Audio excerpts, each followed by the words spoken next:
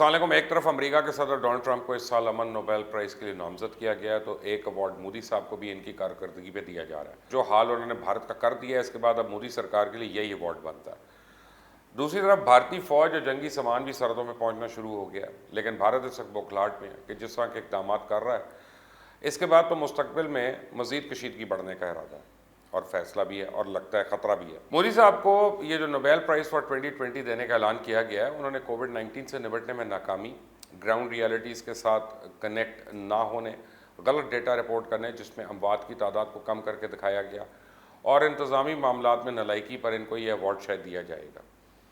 IG Nobel prize दरअसल एक satirical price है जो कि एक मशहूर magazine annuls of improbable research की जानिब से हर साल मुख्तलिफ शख्सियात को दिया जाता है। लेकिन जिन रीज़न्स पर मोदी सरकार को ये अवार्ड दिया जा रहा है, इस पर वाकई इनको अवार्ड मिलना भी चाहिए और साथ ही जूतों का हार भी पड़ना चाहिए। इसके अलावा नेपाल पाकिस्तान ने जो पिछले महीने नए नक्शे जारी किए, इनको लेकर दोनों ममालिक बहुत सीरियस हैं और इससे भारत की सुबकी भी हो रही है। नेपाल ने अपने जारी करदा नया सियासी नक्शे को बाज़ाब्ता तौर पर स्कूल्स के निसाब में तालीम में शामिल कर लिया और इसमें वो अहम इलाके भी शामिल हैं जिन पर भारत का दावा है कि ये इसके इलाके हैं, जिसमें लेपुले, काला पानी, लंपिया धोरा, ये सब शामिल हैं। नेपाल के स्कूल्स में जितनी भी नई किताबें मुतारिफ करवाई हैं, इनमें अब नेपाल का पुराना नक्शा ख़त्म करके नया सियासी नक्शा शामिल किया गया। इसके अलावा प्राइम मिनिस्टर इमरान खान की हिदायत में तमाम वफाकी सूबाई महकमों, वजारतों, डिवीजन और ज़िला की सतह पर इदारों के सरबराहान को हिदायत जारी की गई हैं कि अब सिर्फ नए जारी किए गए नक्शों को इस्तेमाल किया जाएगा। लेकिन यह तो अभी कुछ भी नहीं है। जो हाल में आने वाले दिनों में वो भारतीय फ़ौज का होने जा रहा है। इसके बाद पूरी दुनिया देख लेगी कि नरेंद्र मोदी ने भारत का हाल किया क्या। इस वक्त क्योंकि मौसम बदल रहा है, भारत ने अपने फ़ौजी दस्ते और लॉजिस्टिक्स को हिमालय की तरफ मूव करना शुरू कर दिया और इस बार हर साल से ज़्यादा फ़ौजियों को वहाँ भेजा जा रहा है। भारत की तरफ से इस वक्त तिब्बत के मकाम पर बहुत ज़्यादा फ़ौजी भेजे जा रहे हैं, जिस पर चाइना काफ़ी गुस्से में भी है। और अगर भारतीय फ़ौज इसी तरह बड़ी तादाद में तिब्बत भेजे गए तो फिर चाइना की तरफ से भारत को इसका मुंह तोड़ जवाब भी दिया जाएगा। चाइना इस वक्त जिस हद तक आगे बढ़ चुका है, इसका अंदाज़ा तो आपको द हिंदू की हेडलाइन से लगा सकते हैं, जिसे भारतीय मीडिया खुद ही तस्लीम कर रहा है कि ईस्टर्न लद्दाख में 10 पेट्रोलिंग पॉइंट्स ऐसे हैं जिनको चाइना ने ब्लॉक करके रख दिया। अब आप अंदाज़ा लगा लें कि ऐसी सूरत में भारतीय फ़ौज का मोरल क्या होगा, जबकि इतनी बड़ी तादाद में फ़ौजियों के लिए वहाँ जितनी तादाद में सामान चाहिए होगा वो भी अभी भारत के पास मुकम्मल नहीं। दूसरी तरफ भारतीय फ़ौज वबा का शिकार है। इंडिया के स्टेट मिनिस्टर ने खुद मीडिया को ये बताया कि 20,000 से ज़्यादा फौजी इस वक्त कोरोना का शिकार हैं और ये वबा आए रोज़ तेज़ी से भारतीय फ़ौज में फैल रही है। भारतीय फ़ौजों को अच्छी तरह मालूम है कि अगर इनका चाइना के साथ कोई भी मार्का होता है ना, तो वो तो इनका मुकाबला नहीं कर सकते। ना उनके पास सामान है, ना उनके पास सेहत है, ना फिज़िकल कंडीशन है, ना उनकी तरबियत है। उसकी वजह से ज़्यादातर भारतीय फ़ौज सरहदों पर जाने से घबरा रहे हैं, इनकार कर रहे हैं, छुट्टियों के लिए अप्लाई कर रहे हैं। लेकिन मोदी सरकार के दबाव पे इनके जनरल्स इनको मजबूर कर रहे हैं कि वो बीमारी के बावजूद सरहद पे जाएं और वहाँ ड्यूटियाँ दें। और हालात ये हैं कि जिन फ़ौजियों को वहाँ ड्यूटियों पे भेजा जा रहा है, इनके लिए इस जगह पे जिस खास लिबास की वहाँ ज़रूरत होती है, वो इस लिबास को पहन को ख़ुद को वहाँ के शदीद मौसम से ताकि बचा सकें, उसकी भी कमी है। वो लिबास भारतीय फ़ौज के बाद सही तादाद में मौजूद ही ना ही इसके पास वाफिर मकदार में खुश राशन है, ना ही multi layer lightweight jackets हैं जो कि इनको वहाँ चलने वाली तेज़ हवाओं से महफूज रखती हैं।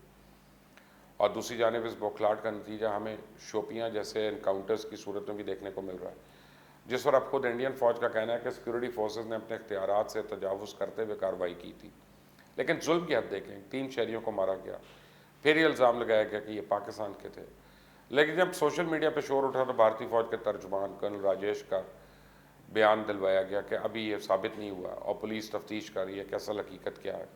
और सिर्फ यही नहीं, बल्कि पिछले एक हफ़्ते से सोशल मीडिया पे ये दावा किया जा रहा है कि इंडियन फ़ौज ने कोई कैलाश और मानसर झील पर कब्ज़ा कर लिया और इस दावे को सोशल मीडिया पर बहुत ज़्यादा फैलाया जा रहा है। इस खबर के साथ एक तस्वीर भी शेयर की जा रही है जिस पर कहा जा रहा है कि इंडियन फ़ौजी को कैलाश पे तिरंगा लहरा रहे हैं और इस तस्वीर को मेजर जनरल GD बख्शी के ट्विटर अकाउंट से भी ट्वीट किया गया और इस ट्वीट को 3,000 से ज़्यादा मरतबा रीट्वीट भी किया गया।